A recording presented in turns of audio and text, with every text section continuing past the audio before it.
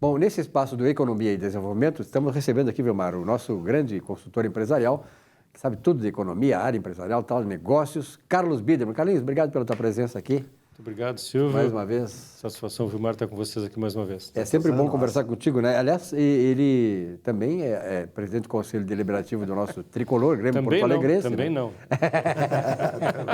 É presidente do Conselho Deliberativo do Grêmio, né?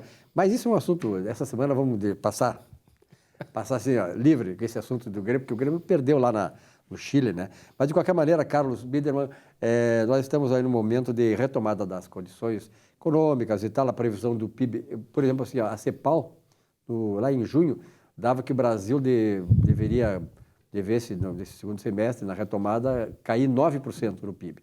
As coisas começam agora a se reacomodar, agora tem projeções de 4,5%. Qual é a tua expectativa?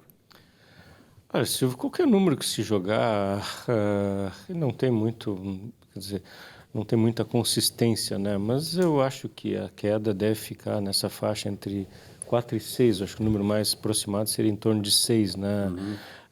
Mas o fato é que, vamos dizer, realmente a pandemia afetou praticamente todos os negócios, alguns não, alguns até favoreceu em algumas circunstâncias, mas a retomada da economia, a gente acho que na última nossa conversa a gente já ouviu uma pergunta se era em U, em V ou em L. É isso aí. E a gente até falou, eu até falei que era o símbolo da Nike, né? Que exatamente. Era retomada. Foi aqui nesse programa. Foi aqui, né? Então, eu acho que está mais ou menos se confirmando isso, o Nike, né? A Swoosh da Nike. Então, aos poucos as coisas vão retomando, eu acho que a sociedade está ansiosa e uma certa desobediência civil acontece, né, porque a sociedade não respeita totalmente o que está, vamos dizer assim, estabelecido. Mas a gente tem andado muito pela cidade, a gente vê que o comércio informal, especialmente, ele é muito mais rápido, né? E ele se mobiliza com mais velocidade. Ele não tem que também, também não é tão suscetível às normas, às multas, às regras estabelecidas pelos nossos governantes. Então, ele acaba se agilizando. Se a gente vai na Assis Brasil, ali no centro da cidade, se via mesmo durante a época que estava tudo fechado que os caras estavam abertos normalmente, né? E não queriam saber, né? É questão de sobrevivência, né? Claro, questão de sobrevivência. Alguns até com meia cortina fechada e tal, quero entrar por baixo, levanta, abaixa. Então, é até divertido de ver aquilo, né? Mas então o que acontece é isso, a sociedade se protege, mas isso não acontece de maneira geral. Então, mas eu acho que a sociedade está ansiosa por essa retomada. É evidente que essa contribuição, os R$600 aí do nosso Bolsonaro ajudaram demais a sustentar a base da economia, né, e vão ajudar até dezembro, reais, né? até dezembro, né? Até dezembro. Então isso ajudou bastante o pessoal de baixa renda, que eles ficaram sem empregos.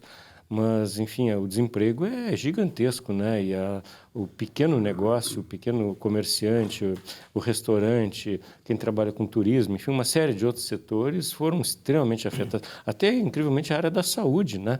O que é não Covid foi muito afetado porque as pessoas deixaram os tratamentos seletivos, as consultas deixaram para fazer. Até muitos casos estão acontecendo, vocês têm acompanhado isso, muitos casos têm acontecido de pessoas que ficam doentes e não buscam tratamento, e tem acontecido, vamos dizer assim, de incidências de óbitos e outros problemas graves por falta de atendimento, falta de tratamento. Falta de prevenção. Então, a saúde acabou sendo afetada muito nesse processo. Então, os efeitos a gente ainda não tem condição de dimensionar, mas esperamos que a economia retome, vamos dizer assim, com alguma velocidade, especialmente que a gente consiga, vamos dizer assim, que não haja uma segunda onda, como é a expectativa na Europa, vamos dizer assim, com o fim do verão, a aproximação do inverno, que possa haver uma segunda onda. Nós estamos caminhando para o verão, então a gente tende a caminhar para uma situação um pouco mais tranquila. Que é invertida, né? Que é invertido. E temos o caso famoso da Suécia, que não teve lockdown e tem um índice baixíssimo de incidência de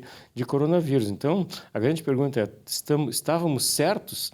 Essa tal ciência, que não é ciência, que era especulação, porque ninguém tinha estudos para justificar as suas opiniões suficientes e embasados para isso. Então, ciência, entre aspas, né?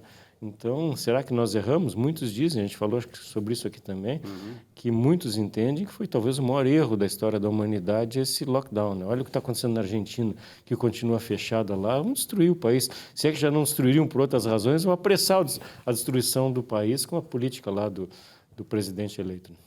Falasse, Biedermann, sobre a questão de alguns empreendimentos terem tido mais sucesso, outros menos sucesso, enfim. O que tu identifica nos setores que realmente conseguiram sobreviver e até conseguiram progredir e vão ter a curva mais rápida de ascensão, e setores que não têm essa mesma possibilidade? Quem não teve, né?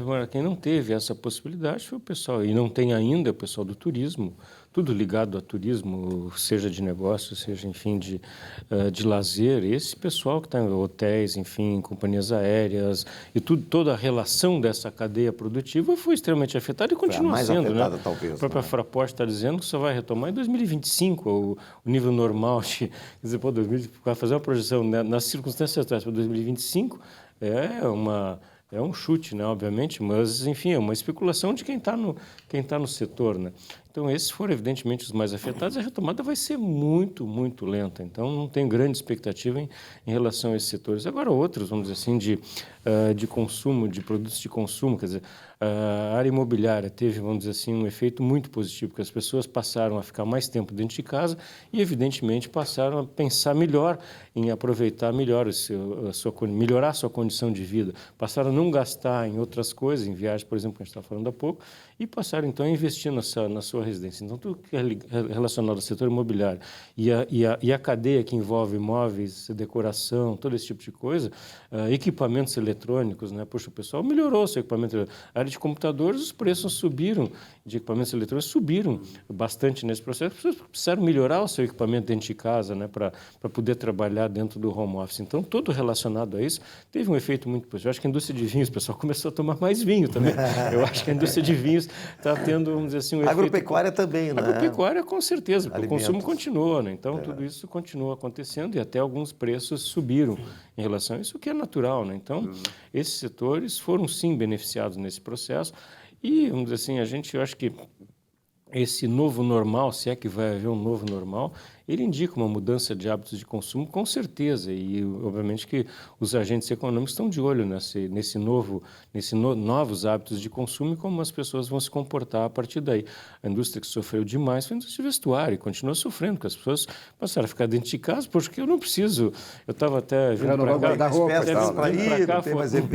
para cá, fui olhar o meu armário, vou pegar um paletó, acabei pegando um casaco mais esportivo. Poxa, mas nem me lembrava dos paletós que eu tinha, porque faz 6 meses que eu não uso. Então, essa indústria sofreu demais, porque as pessoas passaram a ficar dentro de casa, então começaram a consumir abrigo, enfim, pijama, chinelo, esse tipo de coisa, mas não os produtos que usavam normalmente no seu dia a dia. Ia comer mais também, o consumo, o arroz subiu também por isso. Também, ia comer mais. O Carlos, eu queria te fazer, estamos nos encaminhando para o final da entrevista, mas quanto mais passa o tempo, o Jair Messias Bolsonaro, cada vez mais ele sedimenta o apoio da sociedade.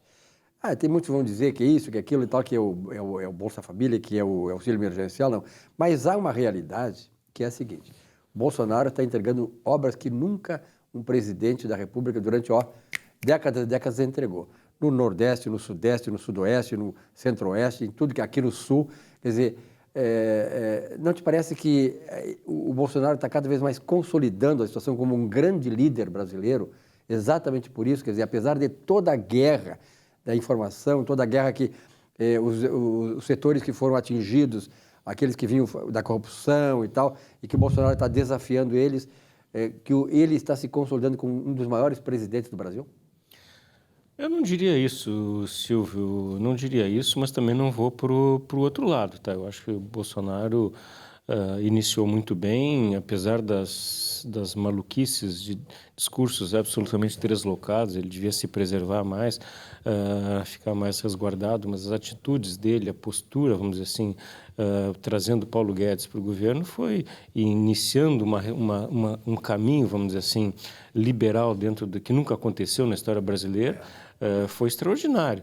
Me preocupa o afastamento dele daqueles conceitos liberais, o caminho dele para o centrão, no sentido de, vamos dizer assim, fazer as negociações que deveria ter feito lá atrás. Sobrevivência política. Né? Sobrevivência que deveria ter feito lá atrás, essa construção política que não fez. Então, me preocupa esse, vamos dizer, esse grande acordo que está fazendo com essas... Então, qual é o Bolsonaro que nós estamos falando? É o Bolsonaro que se elegeu com um discurso liberal, com uma proposta liberal, mesmo não sendo um liberal. Então, isso isso me preocupa, essa mudança de postura do Bolsonaro. Agora, ele tende, sim, pela mudança de atitude dele, sendo mais com a própria contribuição do Renda Brasil, desses R$600, 300 agora, dessas inaugurações de obras que ele está fazendo, ele tem esse lado populista e, vamos dizer assim, de realizador que está, vamos dizer assim, trazendo grandes dividendos políticos. Eu acho que ele se caminha, sim, com muita celeridade para uma reeleição relativamente tranquila. Tanto essa é verdade que o Congresso está lá querendo acabar com a reeleição, porque sabe que a chance dele se reeleger é muito grande. E acho também, Silvio, que essa rejeição, vamos dizer assim, por determinados setores, especialmente por parte de grande parte da imprensa, isso gera na população um efeito contrário. As pessoas se sentem agredidas e se colocam na posição dele, que a agressão reiterada te faz colocar no lugar do agredido, tá certo? Então, o efeito é o contrário nesse processo. Então, quanto mais ele é agredido, mais ele se fortalece sem dizer nada, tá certo? Então, acho que quem quer destruí-lo está com uma estratégia completamente equivocada, está fortalecendo o Bolsonaro. Está se autodestruindo. Biderman, que bom conversar com você, contigo. Tu agora vai viajar de novo? Já começou tudo de novo? Não tenho nenhuma perspectiva de viagem, fazendo tudo de casa. Via Então, melhorou o equipamento de informática. Até comprei um, verdade. Viu só, é verdade. Experiência própria, né? É verdade. Então vamos aproveitar que o Biderman está aqui, vamos trazer mais vezes, né? Porque é importante sempre ouvir uma voz de alguém que tem experiência, que tem conhecimento, que tem feeling, né? Do que está acontecendo e nos trazer informações desta natureza. Biderman, obrigado pela tua presença aqui e dá-lhe Grêmio, né? Eu que agradeço, Silvio. Dá-lhe Grêmio. Vamos recuperar esse momento ruim, vai passar rapidamente. Tá certo, vai ser bala de Grenal aí pela Libertadores. Um rápido intervalo, voltamos já com o nosso Economia e Desenvolvimento. Daqui a pouco.